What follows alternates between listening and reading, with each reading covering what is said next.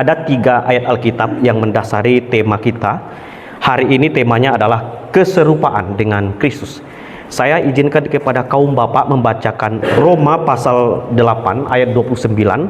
Kaum ibu membacakan 2 Korintus pasal 3 ayat 18.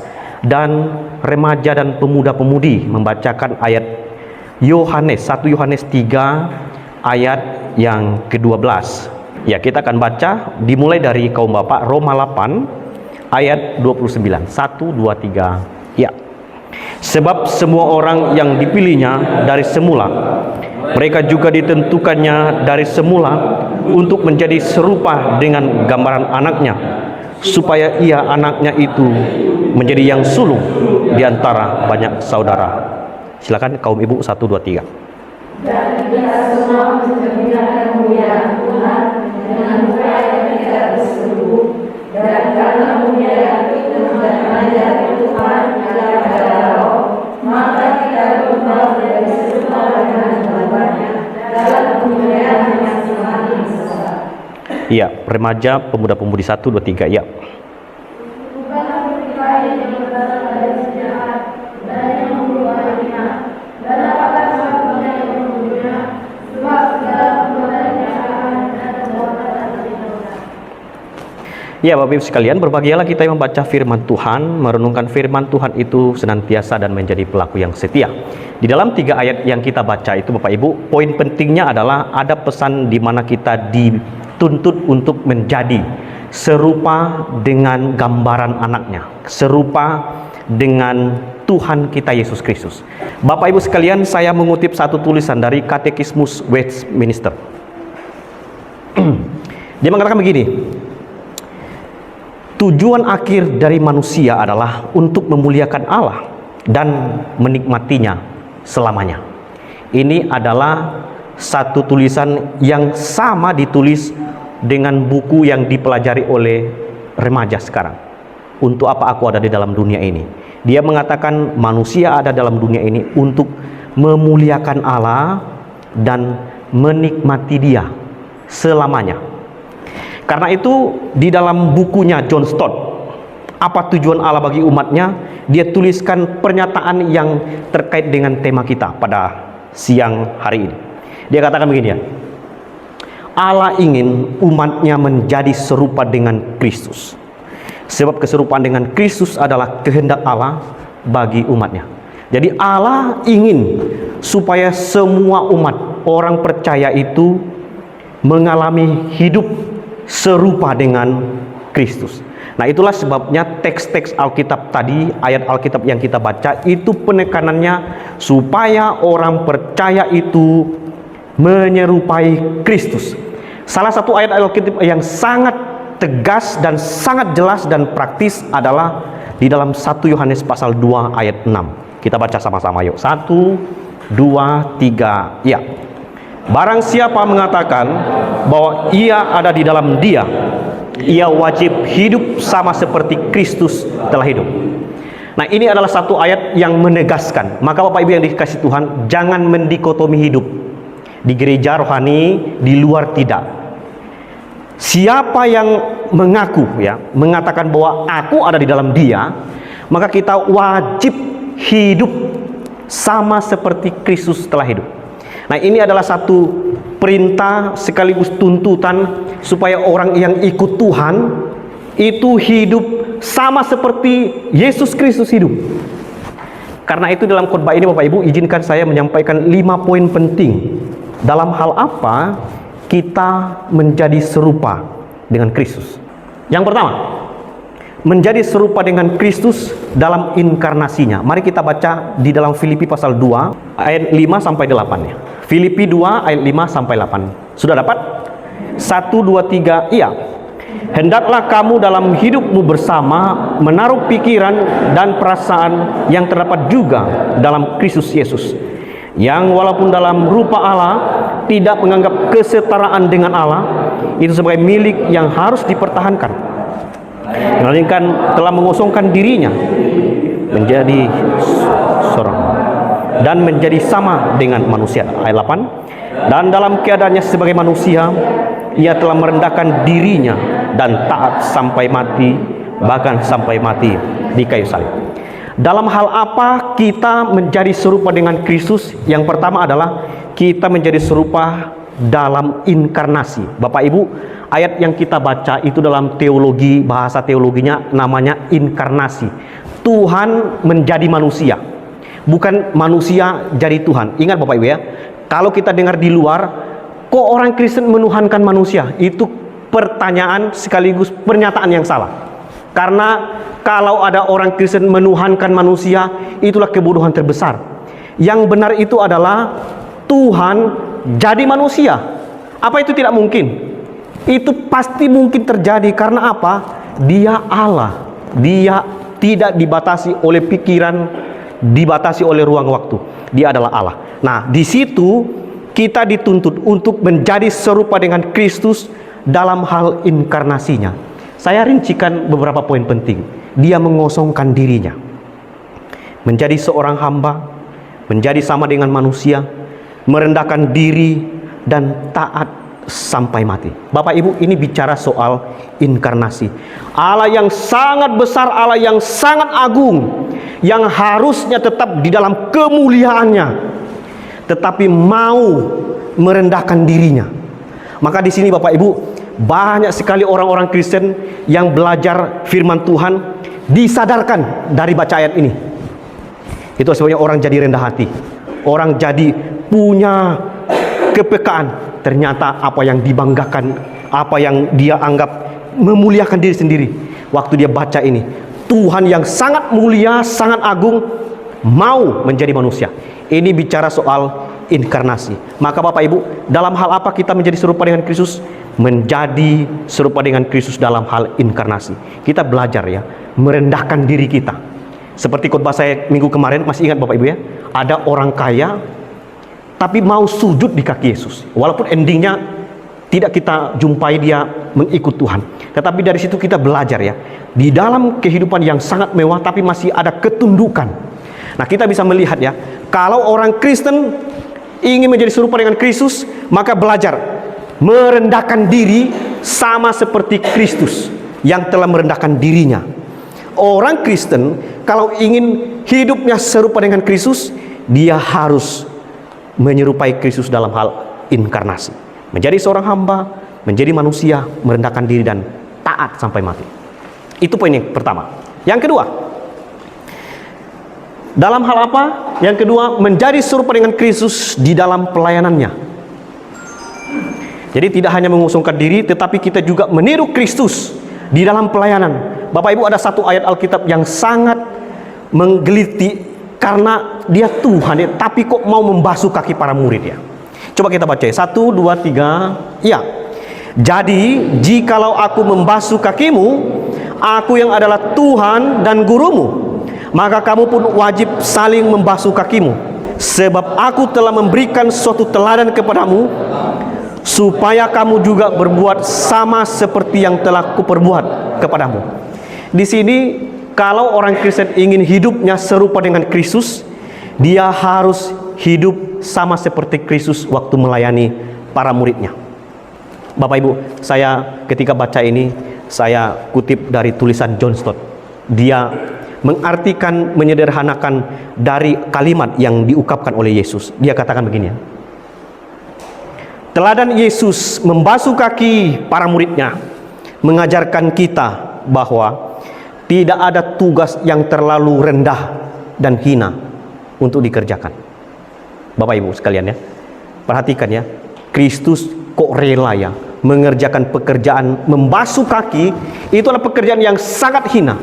Orang datang kaki kotor lalu dibasuh oleh Kristus, dibersihkan. Itu tidak semua orang mau mengambil bagian untuk membasuh kaki orang-orang yang datang. Tapi Yesus pilih untuk melayani para murid, dan pelayanan yang dia pilih adalah pelayanan yang sangat rendah dan sangat hina, yakni membasuh kaki para muridnya. Bapak Ibu, sungguh sangat ironis ya, orang suruh melayani Tuhan tidak mau ya, paling tidak sampai membasuh kaki para murid. Melayani Tuhan kok bisa maunya yang bagus, yang maunya tempat-tempat yang ada AC-nya. Kalau kita disuruh membasuh kaki orang ya, Bapak Ibu, saya pernah ikut satu retreat ya di baptis di Bengkulu. Di akhir retreat kami itu ada puncak di mana kami saling melayani. Saya pikir saya akan melayani, rupanya saya dilayani. Bapak Ibu, ada sekitar 70-an orang para pemuda-pemudi, waktu itu saya koordinator pemuda, datang ke tempat itu. Dan seorang bapak yang sudah tua itu sudah siapkan tempat pembasuhan untuk melap setiap kaki-kaki para pemuda itu 70 orang. Dan saya mulai rasa tidak enak. Waduh, saya kalau tahu kalau ada orang yang mau basuh kaki, saya tidak akan masuk. Tapi Bapak Ibu, saya ingat, itulah gambaran yang dikerjakan oleh Kristus dengan membasuh kaki para muridnya. Bapak Ibu, salah satu yang dituntut oleh Kristus supaya orang Kristen itu menyerupai Kristus, harus meniru Kristus di dalam pelayanan. Apapun dipercayakan pelayanan kepada kita, kerjakan dengan sepenuh hati. Kita tidak sampai membasuh kaki orang, tetapi ketika dipercayakan, entahkah kita singer, entahkah kita mendukung pelayanan, mendoakan, apapun itu, maka kita belajar ya, mengerjakannya sama seperti Kristus mengerjakan dengan sungguh-sungguh. Melap kaki orang sungguh-sungguh, itu adalah pelayanan. Maka teladan yang Yesus Kristus yang Dia berikan adalah kita harus melayani sama seperti Dia melayani. Yang ketiga, masih ingat ya yang pertama tadi ya? Yang pertama apa tadi? Udah lupa ya? Cepat kali ya. Cepat juga ya. Apalagi sudah lewat. Yang pertama apa? Dalam hal inkarnasi. Inkarnasi itu Bapak Ibu, Tuhan jadi manusia. Nah, kita bisa lihat secara teologisnya, Tuhan merendahkan dirinya, merendahkan hatinya dan taat sampai mati. Yang kedua ini adalah melayani sama seperti Kristus, pelayanan yang sangat rendah Dia mau kerjakan. Yang ketiga, kita menjadi serupa dengan Kristus dalam kasih-Nya. Yuk kita baca ayat ini yuk. Dan hiduplah dalam kasih sebagaimana Kristus Yesus juga telah mengasihi kamu dan telah menyerahkan dirinya untuk kita sebagai persembahan dan korban yang harum bagi Allah. Bapak Ibu, prinsip ini harus kita pahami. Kalau kita betul-betul ingin ikut Tuhan, jadi murid Kristus, kita belajar ya, harus hidup serupa dengan Kristus dalam kasih-Nya.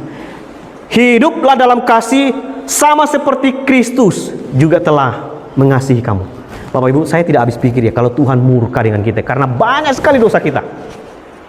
Tapi Dia tidak lakukan itu. Dia datang ke dalam dunia menyediakan keselamatan supaya orang yang berdosa yang harusnya dibinasakan ini diselamatkan. Dan karena cinta kasih yang besar itu menutup segala dosa itu, maka Dia datang mengasihi saya dan saudara. Bapak Ibu, maka kita belajar ya, kalau kita ingin ikut Tuhan, mari kita belajar supaya kita hidup juga saling mengasihi. Sama seperti Kristus mengasihi kita. Bapak Ibu, kalau Tuhan mengasihi kita pakai syarat, kita tidak ada satupun yang bisa memenuhi syarat. Karena kita semua orang berdosa. Maka coba belajar ya, Kristus mengasihi orang tanpa syarat. Karena kalau pakai syarat, tidak ada satupun yang bisa memenuhi syarat itu. Tapi Kristus memberikan cinta kasih-Nya, itu sukarela. Itulah yang disebut dengan cinta kasih agape. Dia memberikan dirinya sendiri tanpa syarat. Ini adalah anugerah yang sangat spesial. Maka Bapak Ibu sekalian ya, mari kita belajar. Kalau ingin mengasihi, belajar mengasihi sama seperti Kristus mengasihi kita. Berat ya, ada keluarga tidak bisa mengasihi istri, ada istri tidak bisa mengasihi suami. Karena apa? Tuntutannya banyak. Suamiku nggak bisa begini, nggak bisa begini, nggak bisa lakukan ini, nggak bisa buat aku bahagia. Sampai kapanpun tidak bisa, nggak akan sampai sempurna. Tuntutan itu dipenuhi oleh suami atau istri. Bapak Ibu, kalau ingin mengasihi, belajar ya. Kristus mengasihi kita itu tanpa syarat. Saya sangat yakin kalau orang sudah sadar, betul-betul hidupnya dikasihi oleh Tuhan, dia pasti akan melepaskan kasih yang sudah dirasakan dari Kristus kepada orang lain. Amin ya. Kita mengasihi, mari mengasihi sama seperti Kristus mengasihi kita. Yang keempat, tinggal dua lagi ya. Kita menjadi serupa dengan Kristus di dalam ketahanannya, ketabahan, ketekunan. Yuk kita baca ayat ini. 1, 2, 3 ya. Sebab untuk itulah kamu dipanggil. Karena Kristus pun telah menderita untuk kamu dan telah meninggalkan teladan bagimu, supaya kamu mengikuti jejaknya. Bapak Ibu, Kristus menderita ya. Kita memperingati Natal ya. Jadi kita tidak hanya merayakan sukacita Natal, ada lilin Natal, ada pohon Natal, ada dekorasi yang sangat megah. Ending dari pelayanan Kristus itu adalah sampai mati di kayu salib. Itu puncak dan bangkit ya, naik ke surga.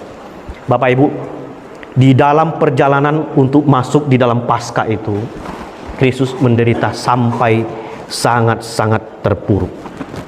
Maka kita belajar ya, waktu Kristus menderita, dia sangat tekun dan sangat tabah di dalam menghadapi semua penderitaan itu.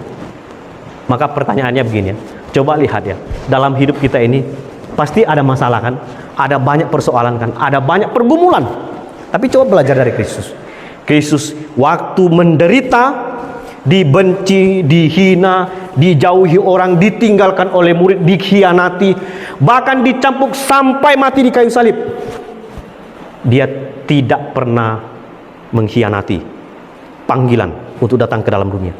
Dia setia melewati semua penderitaan itu sampai akhirnya dia menang di kayu salib.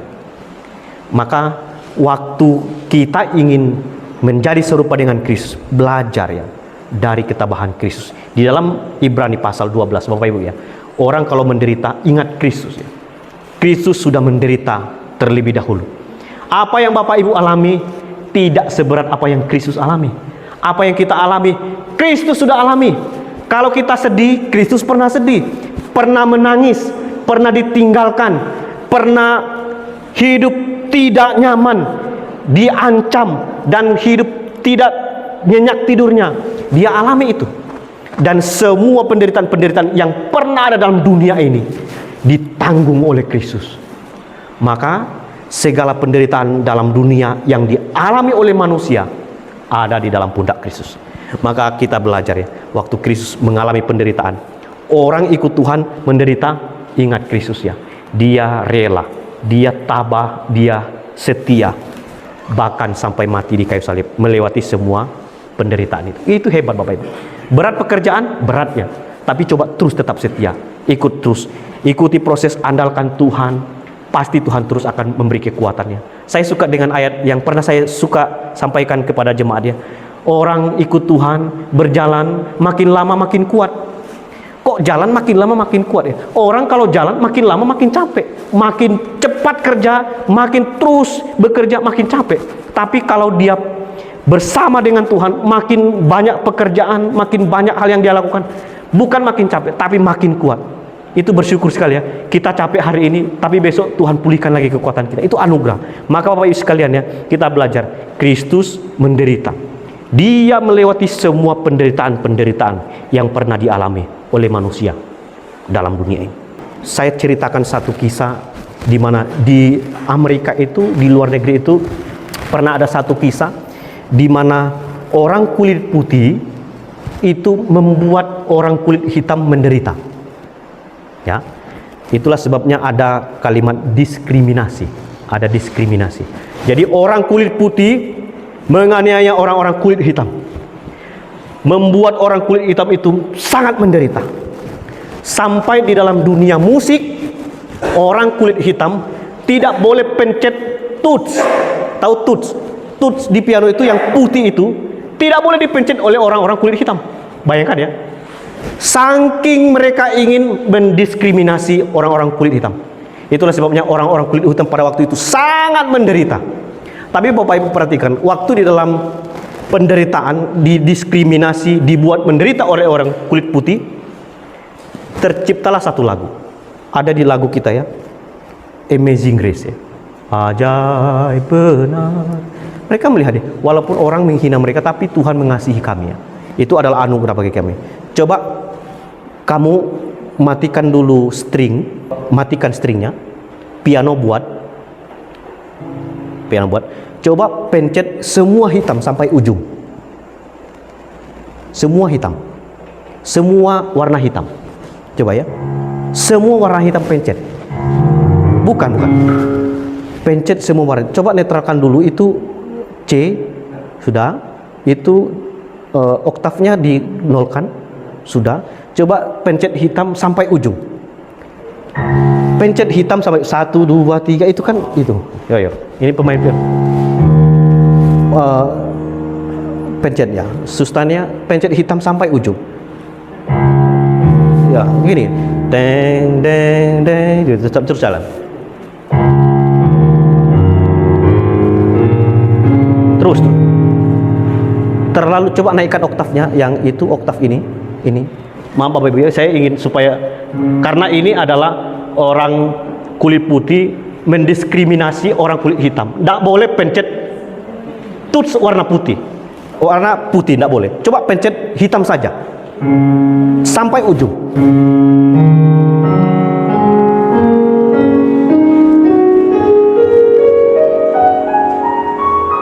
Ini semua minor Bapak Ibu. Ini notnya semua minor. Nah itulah sebab kalau Bapak Ibu mendengar lagu-lagu Mandarin, musiknya seperti tidak pernah ada mayor. Ada sesekali muncul. Coba langsung digariskan. Tanganmu kamu luruskan sampai ujung. Itu sama. Jangan cepat-cepat. Semua harus konsisten. Coba 1, 2, 3.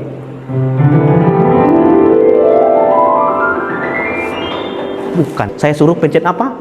Hitam. Tidak boleh pencet putih. Ini adalah tidak boleh pencet putih. Semua pencet hitam. Coba. 1, 2, 3.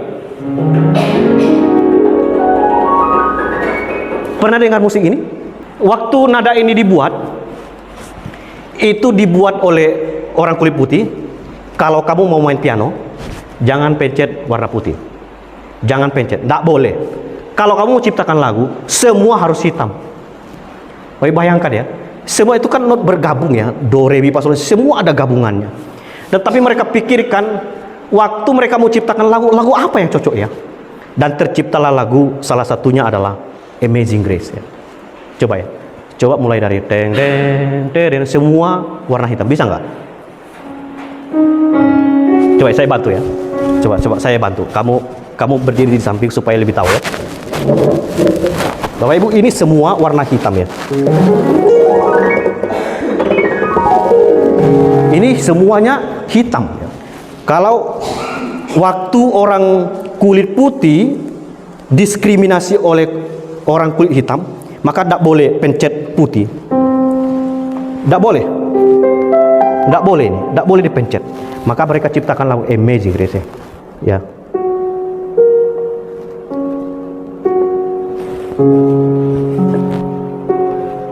Mereka pikir apa not yang paling cocok. Waktu mereka dapatkan, mereka akhirnya buat begini.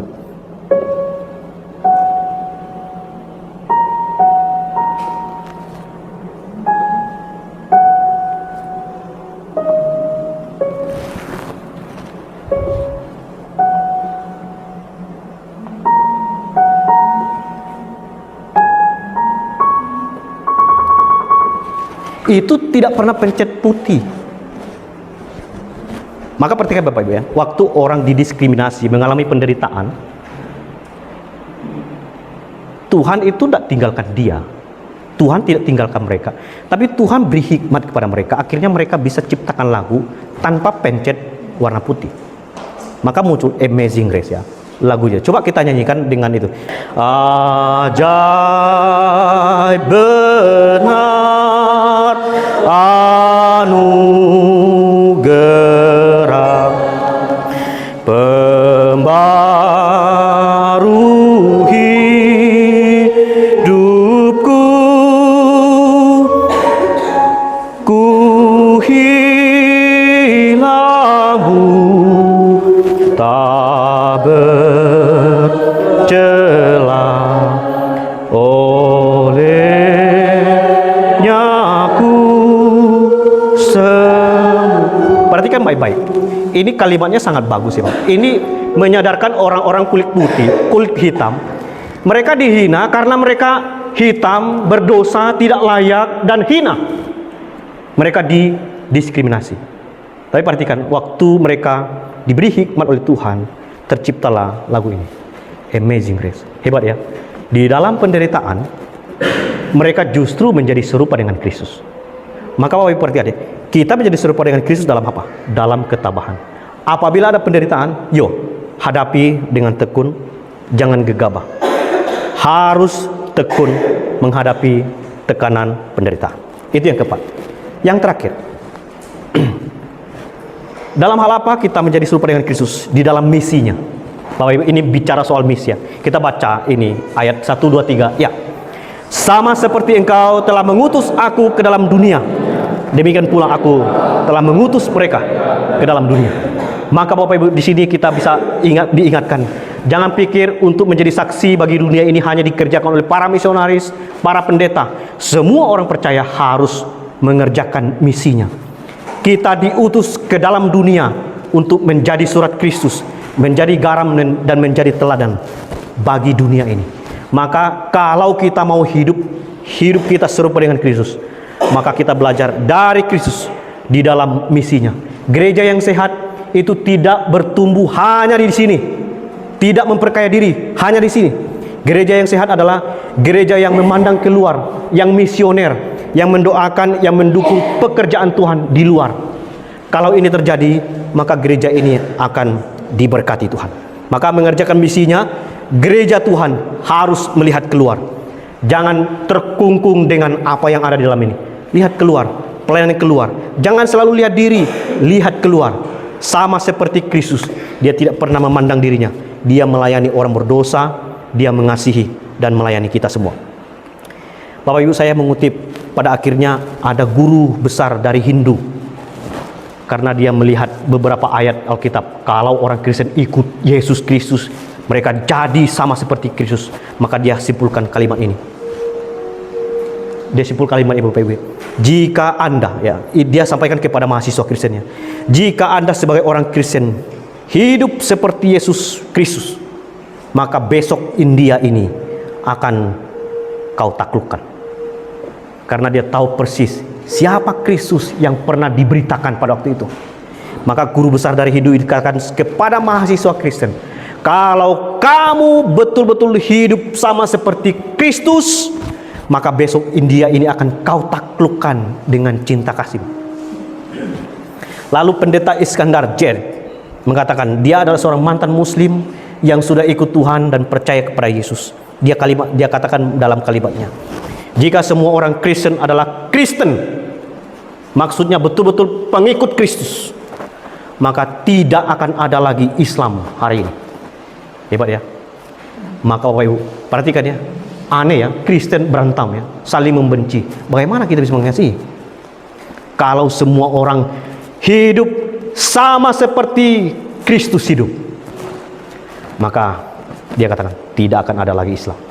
Karena orang bisa melihat betapa cinta kasih Tuhan itu sangat besar. Terakhir, ini kesimpulan saya yang sangat praktis dan sederhana. Maka di dalam khotbah ini saya ingatkan kepada kita, jika Anda benar-benar adalah orang Kristen, hiduplah serupa dengan Kristus. Amin. Jika kita benar-benar adalah murid Kristus, orang Kristen, maka kita belajar hidup sama seperti Kristus hidup. Mari kita berdoa.